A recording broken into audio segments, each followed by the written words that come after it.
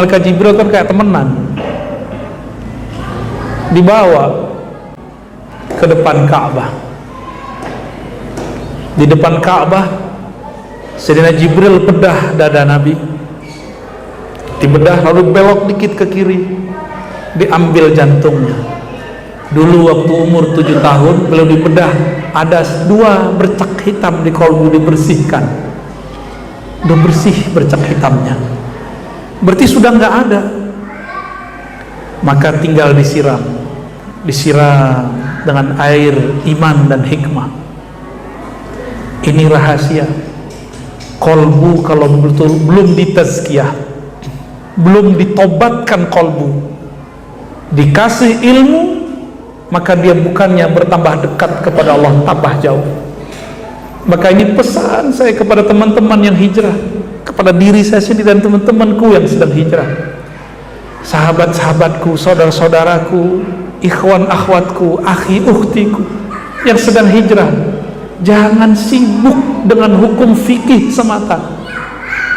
Jika engkau hendak hijrah, maka ikutilah pola Rasulullah. Surah Al-Jumu'ah ayat 2, huwallazi ba'atsa fil ummiyina rasulan minhum yatlu alaihim ayatihi, membacakan itu mendakwahkan. Terus wa yuzakkihim, dibersihkan dulu kolbunya, bersihkan dulu sombongnya, baru kita kemudian ngaji masalah celana jingkrang gak jingkrang, jenggot panjang gak panjang. Sayyidina Bid anggap nanti, sabar dulu. Kalau antum tidak melakukan itu, nanti dapat hadis jenggot, antum panjangkan jenggot tapi bertambah panjang juga sombongnya. Tapi kalau antum bersihkan kolbu dari sifat sombong, antum punya jenggot, tambah tawadu. Saya ini lagi belajar ngikutin Rasulullah, ingin berpakaian jingkrang, nggak bilang saya manhajnya paling benar. Ustadz itu ustadz ahli bid'ah, kakinya terbakar neraka. Kenapa? Di bawah mata kaki. Antum masih nunjuk orang salah, berarti kolbunya belum benar, ya, belum benar kolbunya. Bersihkan dulu, silakan. Mau nanti jingkrang, mau nanti pakai celana pensil, mau sarungan, mau gamisan, terserah.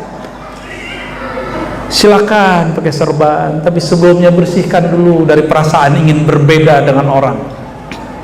Katakan, aku cinta kepada sang kekasih Rasulullah.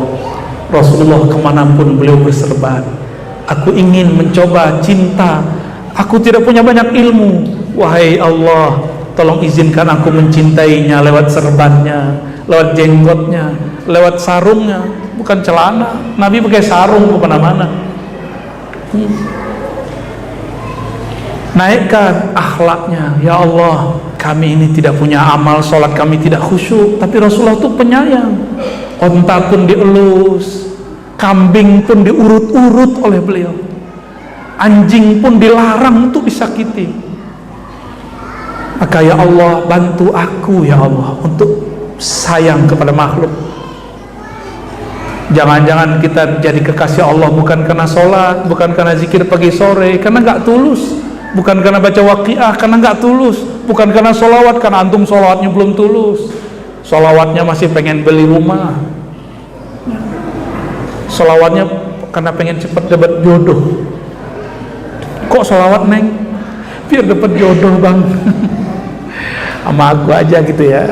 Ente modus.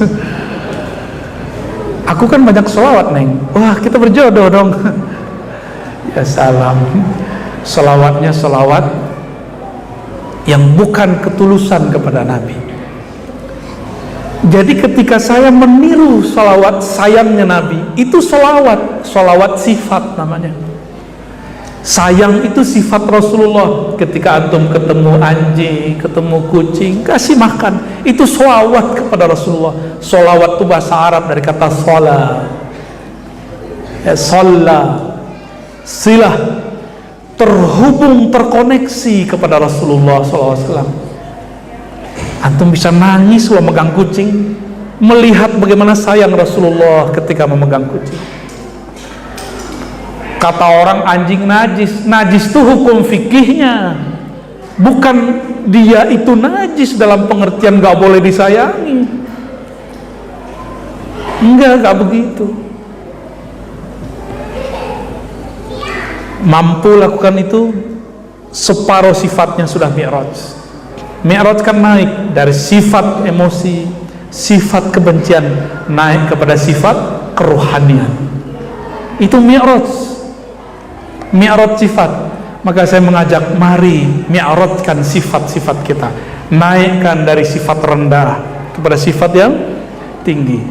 Ngurus masjid, kita disalah-salahin orang, Pak, nggak apa-apa, kita nggak usah kemudian emosi, lu aja ngurus, nggak usah begitu ya, nggak usah begitu, udah sabar aja, baik, usulan Anda kami terima, tapi usulan di sana juga banyak, saya harus memutuskan satu yang bisa mewakili semua. Nggak apa-apa, kita ini kalau berjuang siap dipuji, siap dibenci. Pujian tidak membuat kita GR, orang benci tidak membuat kita mundur. Berjuang terus. Kalau enggak berarti antum juang untuk diri sendiri, bukan berjuang untuk Allah Subhanahu wa ta'ala. Orang yang berjuang dengan dirinya, dengan nafsiyah egonya, gampang tersinggungan. Gampang tersinggungan. Kita nggak perlu begitu ya. Kita kan bukan siapa-siapa ya.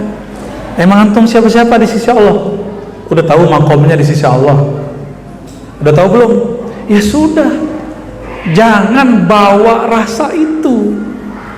Ketika sujud katakan, ya Allah, aku belum tahu aku siapa di sisi Engkau, tapi yang aku tahu aku hanya hamba. Itu udah tinggi, udah itu. Itu sujudnya mi'raj. Maka mi'raj seorang mukmin ketika dia merasa rendah diri, dia merasa hina di hadapan Allah, itu mi'raj seorang mukmin. Di saat itulah sifatnya berganti. Di saat itu jugalah Allah mengatakan, jika engkau mendengar, itu pendengaranku, jika engkau melihat, itu penglihatanku. Allah mandang kolbu atau mandang fisik? Maka saya kabarkan kepada antum semua, di akhir zaman akan banyak wali-wali yang menutupi dirinya dengan perihal-perihal duniawi, dengan kemewahan-kemewahan duniawi, dengan gaya-gaya yang membuat kita syak, masa dia wali? Kenapa? Ini sudah urgen. Kalau antum nggak lolos di situ, nggak lolos melawan Dajjal, karena Dajjal nanti nyamar jadi Al-Masih Isa.